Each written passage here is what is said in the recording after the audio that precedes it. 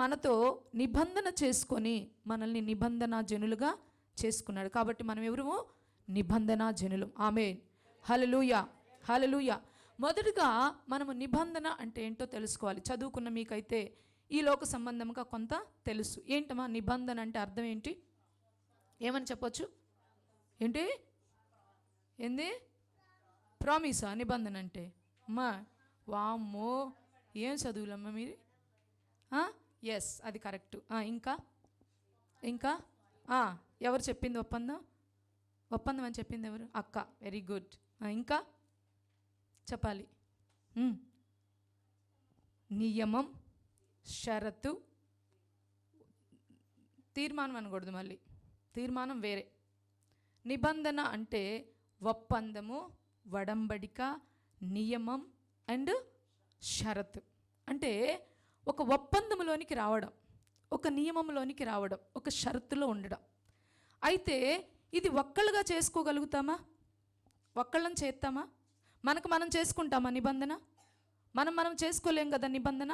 ఇక్కడ నిబంధన చెయ్యాలంటే రెండిటి మధ్యలో మాత్రమే ఈ నిబంధన చేయగలుగుతాం. అయితే దేవుని బిడ్డలారా, మనం ఈ లోకంలో చూసుకుంటే భార్యాభర్తల మధ్య, తల్లిదండ్రుల మధ్య, రెండు వర్గాల మధ్య, రెండు కుటుంబాల మధ్య ఒక నిబంధన, ఒక నియమము మనం పెట్టుకుంటాం. అంటే మేము ఇలాగుంటాము, మాది ఇది, మీరు ఇలా ఉండాలి, ఇలాంటివి చిన్న చిన్నవి మనము పెట్టుకుంటూ ఉంటాం. అయితే ఇక్కడ పరిశుద్ధ గ్రంథమైన బైబిల్లోనికి వచ్చినప్పుడు నిబంధన అనే పదము మనకు చాలా చోట్ల కనిపిస్తుంది. ఆమేన్, హల్లెలూయా. ఈ నిబంధన అనే మీరు ఇది జాగ్రత్తగా వినాలి. ఇంకా పాలు తాగే వయసులో ఉండకూడదని పౌలు గారు చెప్పినట్లుగా వాక్యమును, సత్యమును గూర్చిన అనుభవ జ్ఞానములోనికి మనం వెళితేనే మనం స్థిరులుగా ఉంటాం, విశ్వాసములో బలవంతులుగా మార్చబడతాం, నిబంధన జనులుగా మనం పిలువబడడానికి అర్హత కలిగి మనము జీవిస్తాం. ఆమేన్, హల్లెలూయా. అయితే ఈ యొక్క పరిశుద్ధ గ్రంథములో నిబంధన అనే పదము మనకు చాలా చోట్ల కనిపిస్తూ ఉంటుంది. మనం ఆదికాండం మొదలుకొని చూస్తూ ఉంటే ఆదికాండంలో ఉంటుంది. తర్వాత ఏంటి? ఆదికాండం తర్వాత నిర్గమాకాండంలో ఉంటుంది, తర్వాత సంఖ్యాకాండంలో ఉంటుంది, ద్వితీయోపదేశకాండం, వీటన్నిటిలో యెహోషువలో దాదాపుగా.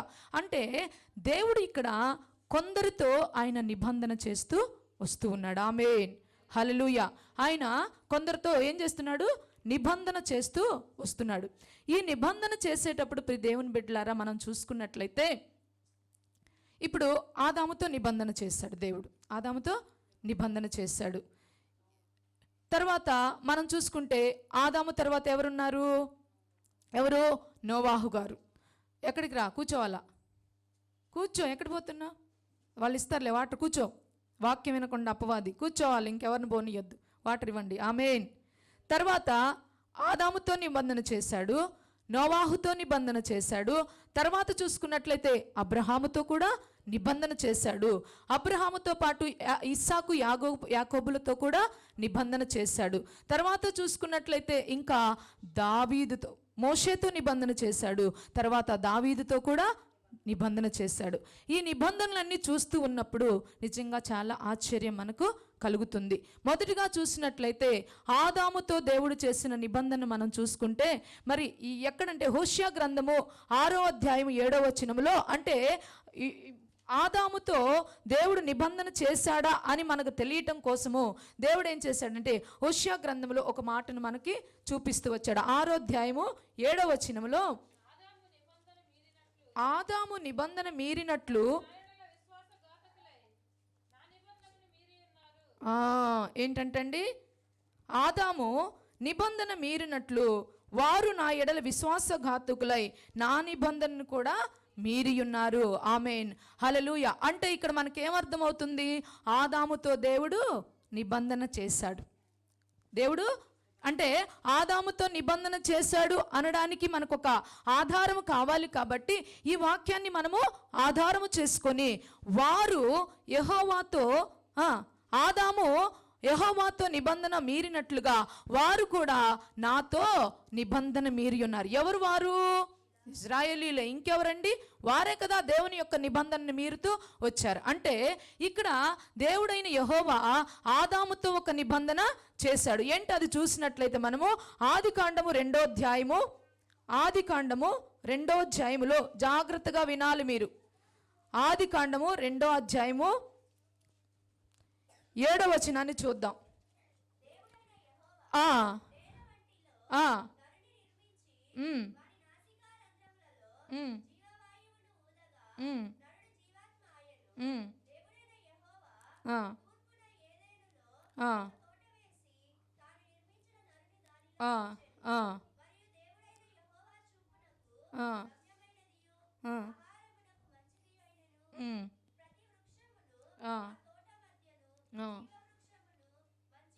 ఎస్, ఆమేన్, హల్లెలూయా. ఓకే, ఇక్కడ దేవుడైన యెహోవా మరి ఆదాముతో ఒక నిబంధన చేశాడు. ఏంటంటే, ఇదిగో మీరు ఈ వృక్ష ఫలములు తినకూడదు.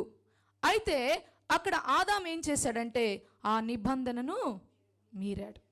నిబంధన అంటే దేవుడు మనతో నువ్వు ఇది చెయ్యి, ఇది చెయ్యకూడదు, నువ్వు ఇది చేస్తే నీకు ఇటువంటి ఆశీర్వాదము ఉంటుంది అని చెప్పేసి మనల్ని, ఆయన నామాన్ని చూపించుకొనుటకు మనల్ని ఏం చేస్తున్నాడంటే దేవుడు ఒక నిబంధనకు మరి వ్యక్తిగా మనల్ని ఉంచుకుంటున్నాడు. ప్రియ దేవుని బిడ్డలారా, అలా చూసినట్లయితే ఆదాము ఏం చేశాడు?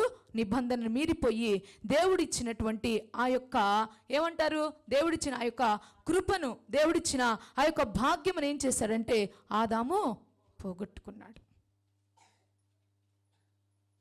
అంటే ఇక్కడ ఏమని చెప్పొచ్చు అంటే, ఆదామును చేసినప్పుడు దేవుడైన యెహోవా తన స్వారూప్యములో చేశాడు, తన పోలికగా చేశాడు. ఎప్పుడైతే ఆదాము నిబంధనను మీరాడో దేవుని యొక్క స్వారూప్యాన్ని కోల్పోయాడు, పోగొట్టుకున్నాడు. అయితే దేవుని ఆశ ఏమిటంటే ఆ పోగొట్టుకున్నటువంటి దేవుని సారూప్యమును, దేవుని యొక్క పోలికను మరలా మానవుడు తెచ్చుకోవాలని దేవుడు ప్రయత్నం చేస్తూ వచ్చాడు. అయితే ఇక్కడ నోవాహుతో కూడా దేవుడు ఒక నిబంధన చేశాడు. అంటే మనం చూసుకుంటే ఆదాము నుండి మరి మనం చూసుకుంటే ఆ యొక్క వంశములు వచ్చేంత వరకు మరి మెతుషుల, మరి చూడండి ఒకసారి,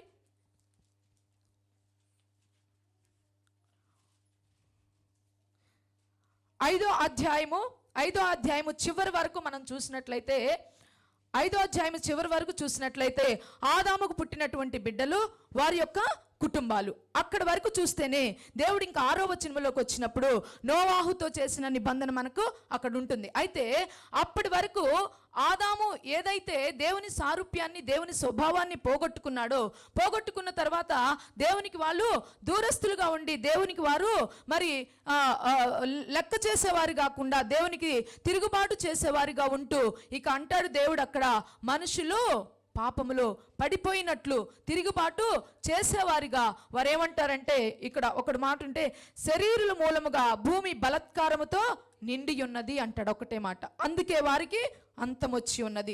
దానికి ముందు చూసుకున్నట్లయితే 6వ అధ్యాయం 1వ వచనంలో చూసుకుంటే, మరి 6వ అధ్యాయము 3వ వచనంలో చూసుకున్నట్లయితే, యెహోవా నా ఆత్మ నరులతో ఎల్లప్పుడూ వాదించదు, వారు తమ అక్రమ విషయంలో నరమాత్రులై ఉన్నారు, ఆయనను వారి దినములు 120. అంటే ఎప్పుడైతే మానవుడు దేవుని యొక్క స్వారూప్యాన్ని మరి పోగొట్టుకున్నాడో, దేవుని యొక్క ఆ యొక్క పోలికను పోగొట్టుకున్నాడో, దేవునికి కోపం వచ్చి దేవుడు నరుని యొక్క ఆయుష్ను కూడా తగ్గించేశాడు, 120 ఏండ్లకి తగ్గించేశాడు. తగ్గించిన తర్వాత మళ్ళీ దేవుడు ప్రేమ కలిగిన వాడు కాబట్టి మళ్ళీ దేవుడు ఏమంటున్నాడంటే, మరలా నేను ఒకరిని ఏర్పరచుకుంటానని నోవాహును ఏర్పరచుకొని నోవాహుతో చెప్తున్నాడు, ఇదిగో జలప్రలయము రాబోతూ ఉన్నది, జలప్రలయంలో అంతా కూడా లయమైపోతుంది జల ప్రవాహముల ద్వారా. కాబట్టి నువ్వేం చేస్తావంటే ఒక ఓడను తయారు చేసుకో, నేను ఎలాగూ చెప్తానో అలాగూ ఓడను తయారు చేసుకొని ఆ ఓడలోనికి నీవు, నీ భార్య, నీ కొడుకులు, నీ కోడళ్ళు అందరూ కూడా ఆ ఓడలోనికి వెళ్ళు. అంతేకాదు జీవము కలిగిన ప్రతి ఒక్క జీవ రాశిని కూడా నువ్వు దానిలోనికి తీసుకొని వెళ్ళు. అయితే నీతో నేను ఒక నిబంధన చేస్తాను. ఆమేన్, హల్లెలూయా. ఏమిటా నిబంధన అంటే, నిన్ను నేను ఆశీర్వదిస్తాను, నిన్ను నేను దీవిస్తాను, నిన్ను నేను అభివృద్ధి పరుస్తాను. కాబట్టి నువ్వేం చెయ్యి, నేను చెప్పిన విధముగా నా నిబంధనలోనికి నువ్వు రా. ఏమిటో తెలుసా, ఓడను చేసుకొని ఓడలోనికి నీ యొక్క కుటుంబం అంతటిని చేర్చమన్నప్పుడు నోవాహు అలాగే తన యొక్క దేవుడి మాట చొప్పున దేవుడు చెప్పినదంతయు అలాగును చేసి ఆ ఓడలోనికి తన కుటుంబాన్ని తీసుకొని వెళ్ళిన తర్వాత మరి మనకు తెలుసు ఆ జలప్రలయం వచ్చింది. మరి అంతా ఊడ్చుకొని లయమైపోయింది. అయితే ఆ యొక్క నిబంధన ఏది ఉందంటే, నిన్ను నేను దీవిస్తాను, నిన్ను ఆశీర్వదిస్తాను, నిన్ను ఫలింప చేస్తాను, నిన్ను అభివృద్ధి చేస్తానని నోవాహుతో చేసినటువంటి ఆ నిబంధన ప్రకారము దేవుడు ఏం చేశాడంటే వారితో ఒక నిబంధన గుర్తును ఉంచాడు. అదేమిటంటే మేఘములలో ఇంద్రధనుసునుంచాడు. మేఘములో ధనస్సునుంచాడు. ఎందుకంటే నీకు నాకు మధ్య ఒక నిబంధన ఉంది. నేనేం చెప్పాను? నిన్ను దీవిస్తాను, నిన్ను ఆశీర్వదిస్తాను, నిన్ను అభివృద్ధి పరుస్తాను, నిన్ను విస్తరింప చేస్తాను అని చెప్పినప్పుడు నువ్వేం చేయాలి? నా మాట ప్రకారము, నా మాట చొప్పున నువ్వేం చేసావు? ఆ ఓడలోనికి వచ్చి నీ రక్షణ నువ్వు కాపాడుకున్నావు. కాబట్టి నేనేం చేస్తున్నానంటే ఇక మీదట మీతో ఒక నిత్య నిబంధన నేను చేయబోతున్నాను. ఏంటంటే ఇక మీదట ఈ జల ప్రవాహములతో భూమిని లయపరచను. దానికి గుర్తుగా నేను మేఘములో ఇంద్రధనుసు ఉంచుతున్నాను. మేఘం మీదకి మేఘము కమ్మినప్పుడు వెంటనే నేనేం చేసుకుంటాను? గుర్తు చేసుకుంటాను. గుర్తు చేసుకున్నప్పుడు మరలా అంతటి జల ప్రవాహములు భూమి మీదకి. దేవుడు ఎంత ప్రేమ కలిగిన దేవుడు అండి. ఒక్కసారి దేవుడు మనతో మాట్లాడితే, ఒక్కసారి ఆయన మనతో నిబంధన చేసుకుంటే ఆయన నిబంధన ఆయన ఎప్పుడు కూడా కొట్టివేసుకోడు. ఆయన నిబంధన ఆయన ఎప్పుడు కూడా జ్ఞాపకం చేసుకుంటూ ఆయన చెప్పిన మాట మనము వినినప్పుడు ఆయన నిబంధనలోనికి మనల్ని తీసుకొని వచ్చి ఆయన ఆశీర్వదించే దేవుడుగా ఉంటున్నాడు. ప్రియ దేవుని బిడ్డలారా, ఆమేన్. యెహోవాతో చేసిన నిబంధన బైబిల్లో చూసుకున్నట్లయితే 8 నిబంధనలు ఉంటాయి. 1 ఆదాముతో చేసిన నిబంధన, 2 నోవాహుతో చేసిన నిబంధన. నోవాహుతో చేసిన నిబంధన ఏంటో మనకు తెలిసింది. ఆ నోవాహుతో చేసిన నిబంధనను దేవుడు ఏం చేశాడంటే మరి ఏం చేశాడంటే ఆ నిబంధనను స్థిరపరిచాడా లేదా? ఇప్పటి వరకు నిత్య నిబంధనగా ఉంచాడా లేదా? నోవాహు కాలం ఎప్పుడు, మనం ఎప్పుడు? ఇప్పటికీ ఇంద్రధనుసు మేఘములో ఉంది. దేవుడు అంటున్నాడు ఒకేసారి నేను లయపరచును అన్నాడు. కొన్ని చోట్ల వస్తున్నాయి, వర్షాలు కురుస్తున్నాయి, మరి వరదలు వస్తున్నాయి, కొట్టుకుపోతున్నాయి, కానీ అంతటిని ఆయన లయపరచడం లేదు. ఎందుకంటే ఆయన మాట నమ్మదగినది. ఇది ఎంతకాలం క్రిందట దేవుడు చేసిన నిబంధన అండి. ఆయన నిబంధన మీరే దేవుడు కాదు. ఆయన నిబంధనను కొనసాగించే దేవుడు, ఆయన నిబంధనను గుర్తు చేసుకునే దేవుడు. ఆనాటి నుండి ఈనాటి వరకు కూడా ఆయన నిబంధనను గుర్తు చేసుకుంటూనే ఈనాటి ప్రజలైన మనకు కూడా ఆయన క్రొత్త నిబంధన మనకి ఇచ్చి ఉన్నాడు. దేవుని బిడ్డలారా, హల్లెలూయా, హల్లెలూయా. వీటినన్నిటిని మనం నేర్చుకుంటూ ఆ నిబంధనలో మనం ఎలాగూ జీవించాలో నేర్చుకోవడమే క్రైస్తవ జీవితము. ఎలాగూ నిలిచి ఉండాలో మనం అవలంబించుకోవడమే క్రైస్తవ జీవితం. ప్రియ దేవుని బిడ్డలారా, అయితే ఇక్కడ చూసుకున్నట్లయితే అబ్రహాముతో కూడా నిబంధన చేశాడు. అబ్రహాముతో చేయలేదు, అబ్రాముతో చేశాడు. ఆమేన్, హల్లెలూయా, హల్లెలూయా. అబ్రాముతో చేసిన నిబంధన మనం చూసినట్లయితే ఆదికాండము 12:13. ఆదికాండము 12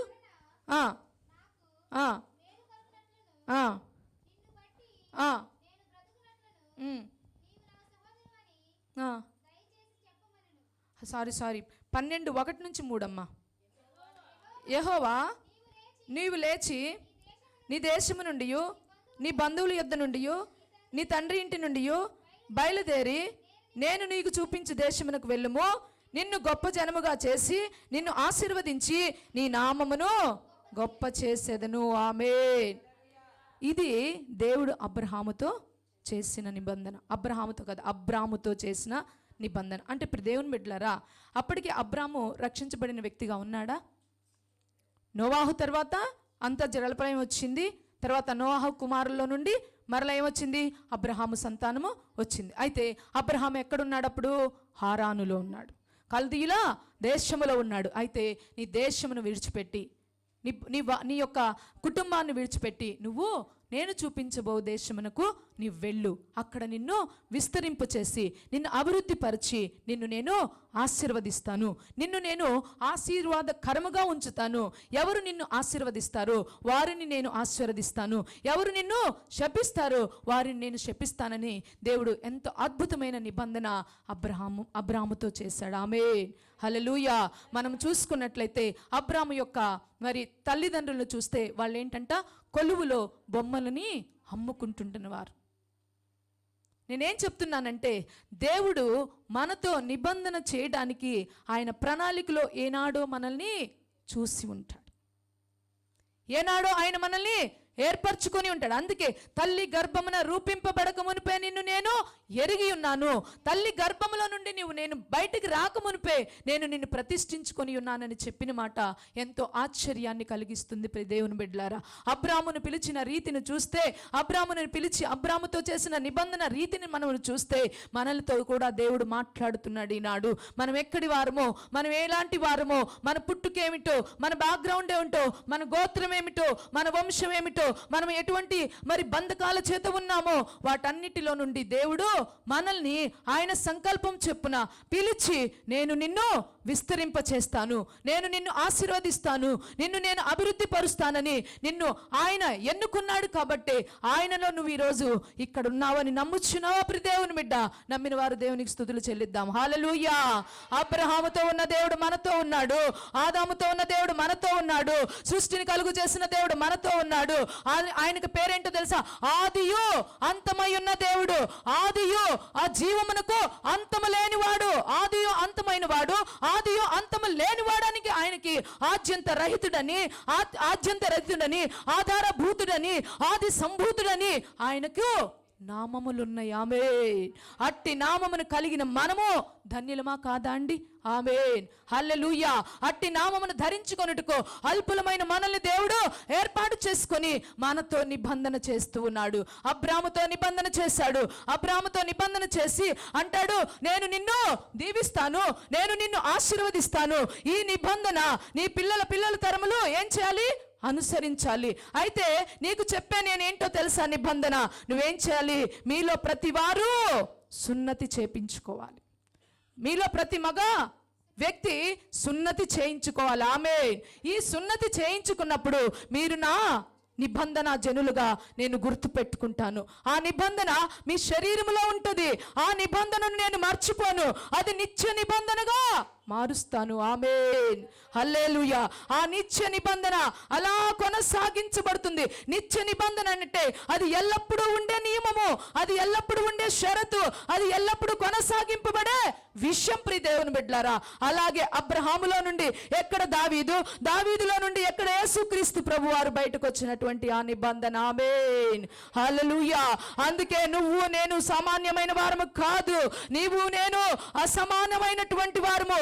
నీవు నేను ఊరికే రాలేదు, నిన్ను నన్ను ఊరికే ఆయన కలుగు చేయలేదు, నిన్ను నన్ను ఊరికే ఇక్కడ ఉంచలేదు, నిన్ను నన్ను ఆయన ఆయుష్తో ఇక్కడ నింపి ఉన్నాడంటే ఆయన ప్రణాళిక గొప్పది.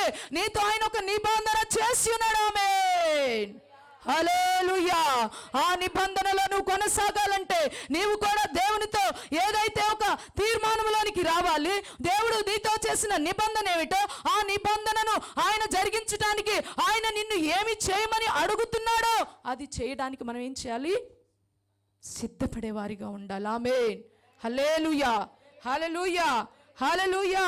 దేవునికి స్తోత్రం కలుగును గాక. ఆమేన్.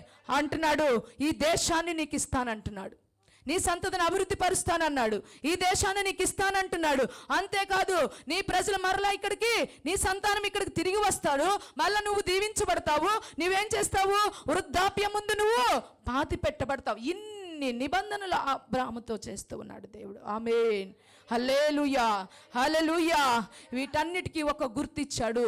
అదే మీలో ప్రతి మగవాడు సున్నతి చేయించుకోవాలి. మనకు కూడా ఒకటి ఇస్తాడు ఆయన నిబంధన, మనల్ని ఆశీర్వదించే ఒక నిబంధన, మనల్ని దీవించే ఒక నిబంధన ఆయన మనతో చేస్తున్నప్పుడు ఆయన మనలో కూడా ఒకటి ఉంచమని ఆయన ఆశపడుతూ ఉంటాడు. అది మనం ఎరిగిన వారుగా ఉండాలి, దాన్ని కొనసాగించుకునే వారిగా మనం ఉండాలి ప్రియ దేవుని బిడ్డలారా. హల్లెలూయా. అంతేకాదు కానీ ఆ అబ్రాముతో చేసిన నిబంధన అంటాడు, ఇస్సాకుతోను యాకోబుతోను నేను దాన్ని స్థిరపరుస్తాను, ఇస్సాకుతోను యాకోబుతోను దాన్ని నేను నిత్య నిబంధనగా మారుస్తాను. ఆమేన్. హల్లెలూయా. ఎక్కడ అబ్రాహాముగా మార్చబడ్డాడు. అబ్రాహాముగా మార్చబడిన తర్వాత ఇస్సాకుని అంటే ఇక్కడ అంటాడు, అబ్రాహాం ఏమంటాడంటే, అయ్యా నువ్వు మంచిదే, మరి ఆకాశంలో నక్షత్రములు లెక్కించమన్నావు, ఇసుకురేణువులు లెక్కించమన్నావు, లెక్కించడం చేతగానంత లెక్కలేనంత నేను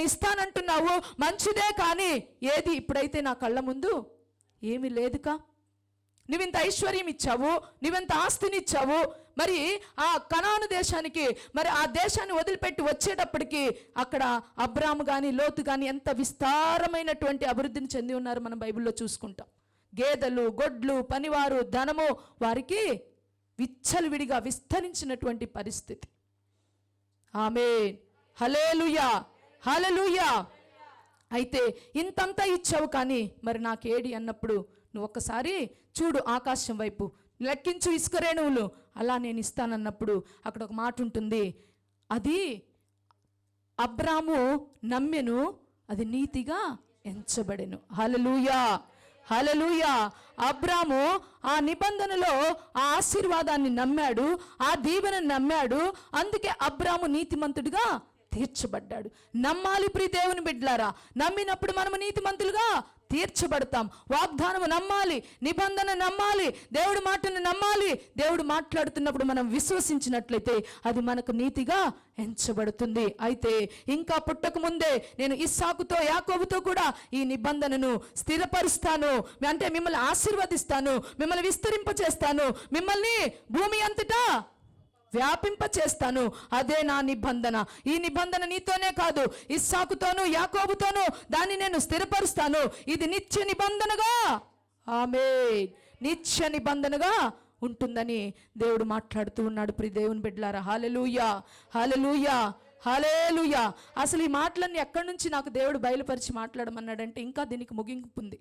హెబ్రీలకు రాసిన పత్రికలో అపోస్తలుడైన పౌలు గారు ఆ నిబంధనల గురించి మాట్లాడుతూ, ఇప్పుడు నేను చదివిపించటల్లా దానికి ఇంకో నెక్స్ట్ ఉంటుంది. ఆ నిబంధనలో మరి ఏంటి అనేది ఎంత అద్భుతంగా పొందుపరచబడి ఉంటుందంటే, ఇక్కడ ఈ నిబంధనలో నుంచి హెబ్రీల పత్రికలోనికి వెళితే యేసయ్య గూర్చి, యేసుక్రీస్తు రక్తము క్రొత్త నిబంధనగా, ఆ క్రొత్త నిబంధనలో మనమేంటి, అసలు అది అద్భుతమైనటువంటి వర్ణనతో అపోస్తలుడైన పౌలు గారు ఆ పరిశుద్ధాత్మని యొక్క సహాయంతో దేవుడు అక్కడ రాయించి పెట్టాడు. ఆమేన్, హల్లెలూయా. అందుకే ఈ వాక్యాన్ని మనం తెలుసుకుంటే మనం నిత్య జీవానికి వారసులుగా ఉంటాం. ప్రియ దేవుని బిడ్డలారా, ఈ వాక్యమును గురించి మనం తెలుసుకుంటే విశ్వాసములో బలం పొందుకునే వారిగా ఉంటాం. వాక్యమును గురించిన అనుభవ జ్ఞానం ఉండాలి, సత్యమును గురించిన అనుభవ జ్ఞానం తెలుసుకోవాలి. అది తెలుసుకోకుండా ఉంటే మనము స్థిరులుగా బ్రతకలేం. ఆమేన్, హల్లెలూయా. అబ్రహాము దగ్గరికి యెహోవా వాక్కు వచ్చిందని ఉంటుంది బైబిల్లో.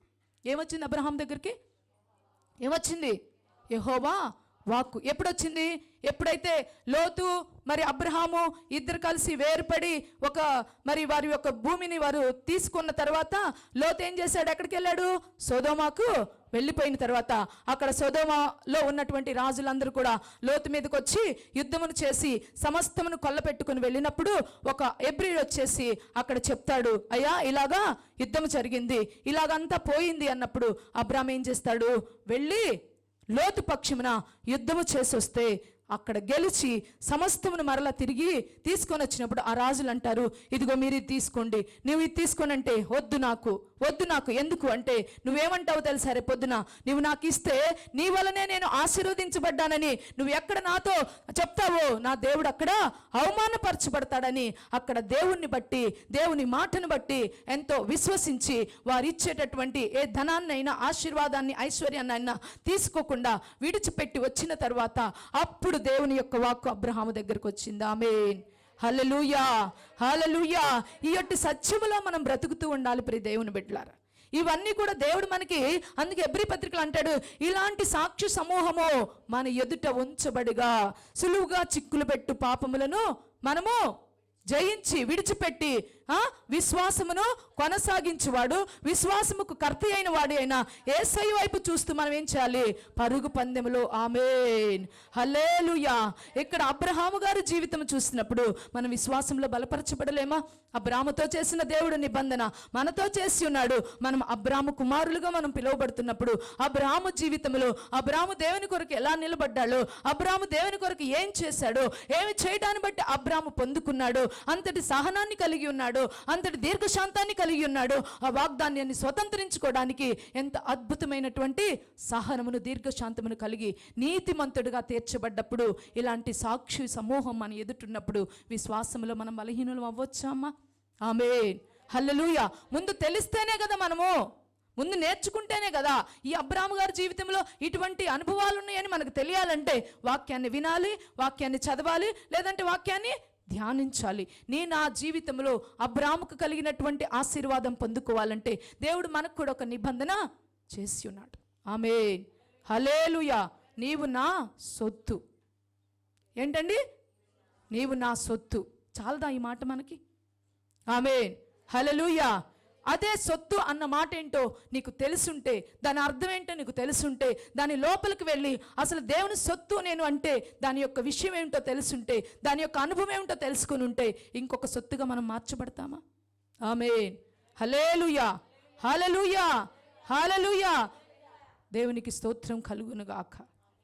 కాబట్టి ప్రియ దేవుని బిడ్డలారా, అబ్రాముతో దేవుడు ఒక నిబంధన చేశాడు. ఆ నిబంధనకి వారేం చేయాలో చెప్పాడు. నువ్వు ప్రతి మగవానిలో కూడా మీరు సున్నతి చేయించుకోవాలి. ఈ సున్నతి అనేది మీ శరీరములో నాకు గుర్తుగా ఉంటుంది. ఆమేన్, హల్లెలూయా. అప్పుడు నేనేం చేస్తానో తెలుసా? నా నిబంధనను నేను గుర్తు చేసుకుంటాను.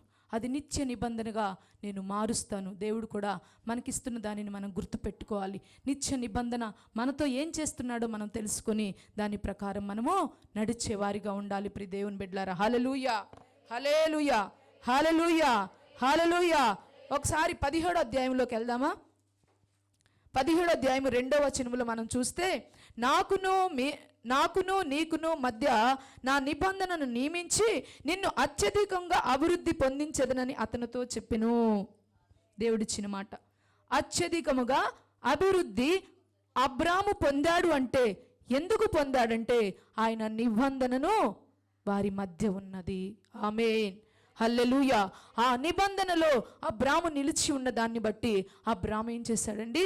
దీవించబడ్డాడు. అందుకే అంటాడు కదా, నీవు అనేక జనములకు తండ్రి వగుతావు, ఎందుకంటే నువ్వు ఆశీర్వదించబడిన వాడువు. నువ్వు అనేక జనములకు తండ్రి అవుతావు కాబట్టి నువ్వు ఇక మీదట అబ్రాము కాదు అబ్రహాముగా పిలువబడతావు. ఆమె నిబంధనలో మనము నిలిచి ఉంటే గలవిలు కలిగిన జీవితాలు మనలో ఉండవండి. గందరగోళమైన జీవితాలు మనలో ఉండవు. అబ్రాము అంటే గందరగోళము, తర్వాత అబ్రహాము అనేక జనములకు తండ్రిగా మార్చబడ్డాడు. ఆమేన్, హల్లెలూయా.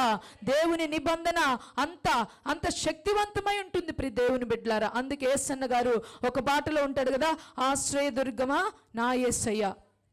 దానిలో ఒక వచనము, నాతో నీవు చేసిన నిబంధనలన్నీయు నెరవేర్చుచుంటివే, నీతో చేసిన తీర్మానములు స్థిరపరచితివే, నాతో నీవు చేసిన నిబంధనలన్నీయు నెరవేర్చుచుంటివే, నీతో చేసిన తీర్మానములు స్థిరపరచితివే, అందుకే స్తుతి గణ మహిమల స్తోత్రాంజలి, అందుకే స్తుతి గణ మహిమల స్తోత్రాంజలి, ఆశ్రయ దుర్గమా నా యేసయ్యా, నవ జీవన్ నన్ను నడిపించుమా, ఆశ్రయ దుర్గమా నా యేసయ్యా, నవ జీవన్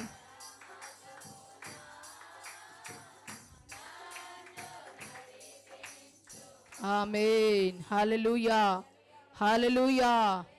అయితే ప్రియ దేవుని బిడ్డలారా, ఆయన నిబంధన మన ఎడల ఆయన నెరవేర్చుతున్నాడు. ఆయన నిబంధన ఎప్పుడు కూడా ఆయన మీరే దేవుడు కాదు, కానీ ఆయన మనకు ఒకటి చెప్తాడు, నా నిబంధన నేను నీ ఎడల నెరవేర్చాలంటే నువ్వు ఎలా ఉండాలో చెప్పాడు నోవాహుతో. ఓడను కట్టుకో, నీ కుటుంబం అంతటిని దానిలోనికి తీసుకొనిరా, ఇదిగో నేను ఒక నిబంధనకు గుర్తుగా ఉంచుతున్నాను. నువ్వు నా మాట విన్నావు కదా, నీ ఎడల నేను నా నిబంధనను స్థిరపరుస్తాను, నీ యొక్క సంతతిని నేను ఆశీర్వదిస్తాను, స్థిరపరుస్తాను, దీవిస్తాను, అభివృద్ధి పరుస్తానని అక్కడ నుండి వచ్చినటువంటి అబ్రాముని మరలా ఎన్నుకున్నాడు, మరలా చూసుకున్నాడు. మరలా నాకు ఎప్పుడు ఒక మాట నచ్చింది, ఆడ చదువుతున్నప్పుడు అబ్రామును కనుగొని దేవుడు అబ్రాము ద్వారా నేను యెహోవానని లోకానికి తెలియజేసుకున్నాడంట. ఆమేన్, హల్లెలూయా. నీ నా ద్వారా నేనే